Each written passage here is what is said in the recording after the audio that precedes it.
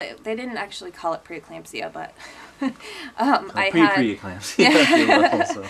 I was having high blood pressure and well, fluctuating blood pressure, but it seemed like every time I was in their office it was high.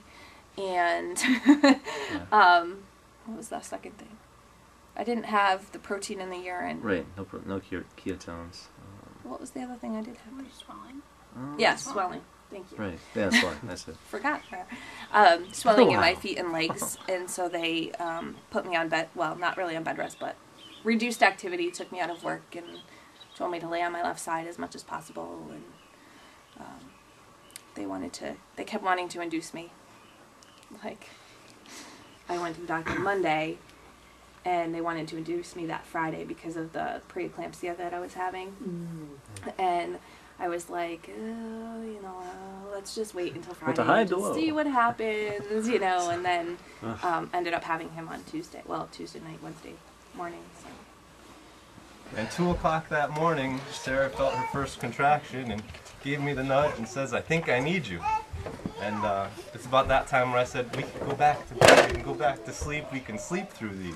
So early on, it was like, hey, we're all right.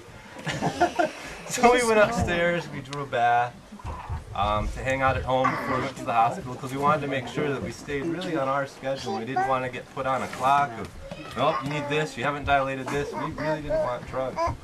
So we stayed at home till about 7:30, 8 o'clock in the morning and left for the hospital.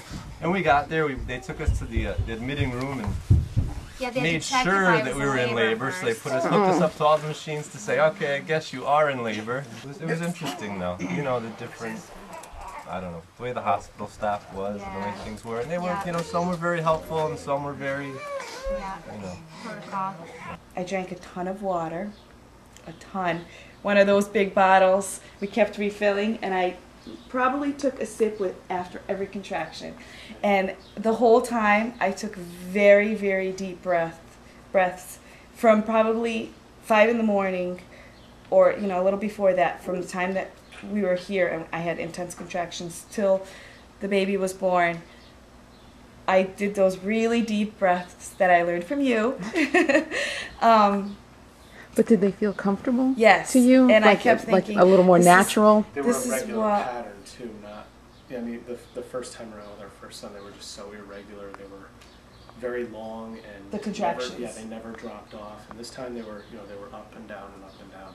Yeah, toward the end. She knew that she could get through it because it was going to come to an end. The last time around, they never came to an end. Well, you had Pitocin. Yes, last time a lot of around, Pitocin, hours of Pitocin. And they offered me the drugs, and I said, no, I really think she wants to do this without them. And they were very nice. The nurses were really impressed with Sarah with how much control she was, because when we got there, she was already 7 centimeters.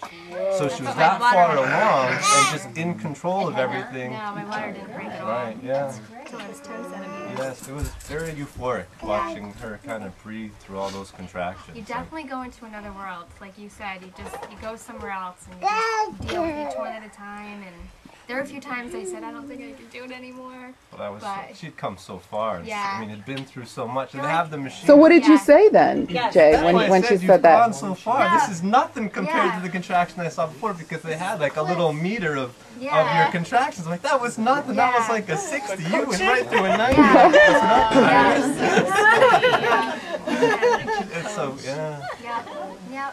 And then we just got through them. I was concerned about my pelvis being too small because my mother and my grandmother both had pelvises that were too small and had to have cesareans. And so I was concerned about that with my pregnancy as well. And I proved it not to be a problem. There you go.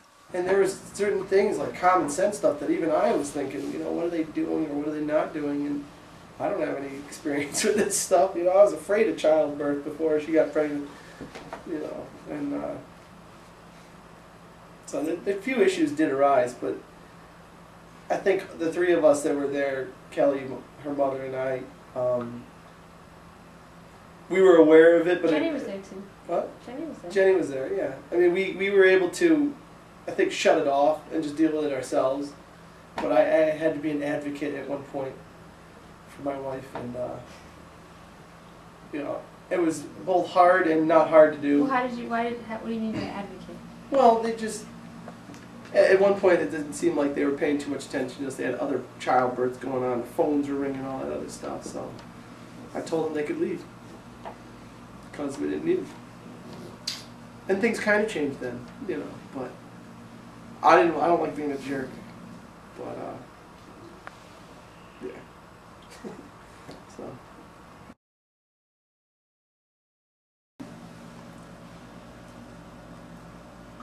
I mean, it's up to, obviously, Mom, but, well, it's up to us, but, it's good to have somebody there with a medical background, not a medical background, but somebody who could, you know, see a problem coming, but we don't need anybody for the whole process, to be honest with you.